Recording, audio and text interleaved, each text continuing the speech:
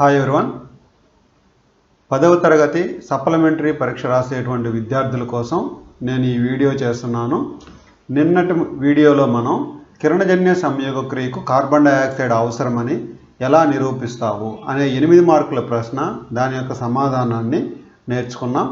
ఈరోజు మొదటి పాఠంలో రెండవ అతి ముఖ్యమైనటువంటి 8 మార్కుల ప్రశ్న, కాంతి సమక్షంలో కిరణజన్య సంయోగ క్రియ జరిగినప్పుడు ఆక్సిజన్ విడుదలవుతుందని ఎలా నిర్ధారిస్తావు?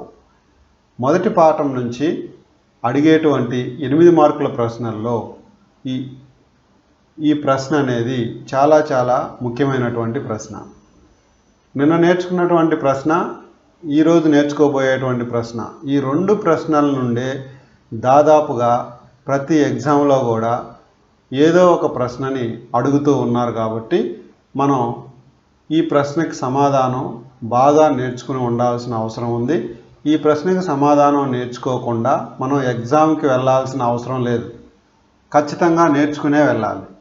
ఈ ప్రశ్నను కానీ చూస్తే, కాంతి సమక్షంలో కిరణజన్య సంయోగ క్రియ జరిగినప్పుడు ఆక్సిజన్ విడుదలవుతుందని ఎలా నిర్ధారిస్తావు?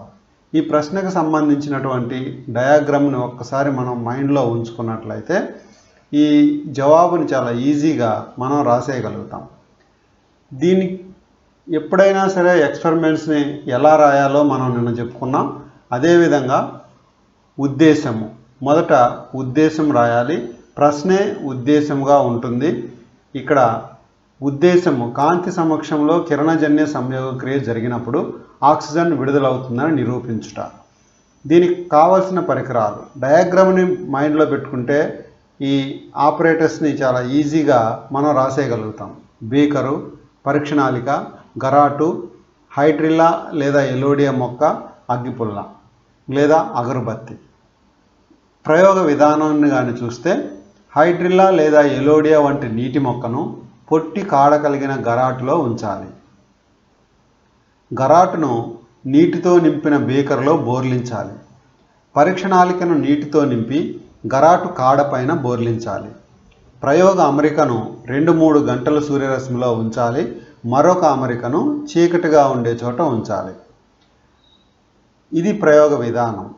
పరిశీలన విషయానికి వస్తే, సూర్యరశ్మిలో ఉంచిన అమరిక గల పరీక్షణాళికలోకి గాలి బుడగలు రావడాన్ని పరిశీలించవచ్చు. పరీక్షణాళికలో నీటి మట్టం తగ్గి వాయువుతో నిండుతుంది. నిర్ధారణ, పరీక్షణాళికలో గల వాయువు వద్దకు మండే అగ్గిపుల్ల లేదా అగరబత్తీని కానీ ఉంచినప్పుడు అది మరింత ప్రకాశవంతంగా మండుతుంది. దీనిని బట్టి కాంతి సమక్షంలో కిరణజన్య సంయోగక్రియ జరిగినప్పుడు ఆక్సిజన్ విడుదలవుతుందని నిర్ధారించవచ్చు.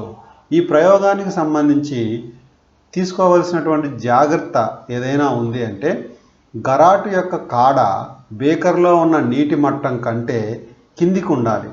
ఇది మనం తీసుకోవాల్సినటువంటి జాగ్రత్త. అలాగే పరీక్షణాళికను గరాటు నుంచి బయటికి తీసేటప్పుడు గాలి పోకుండా జాగ్రత్త వహించాలి.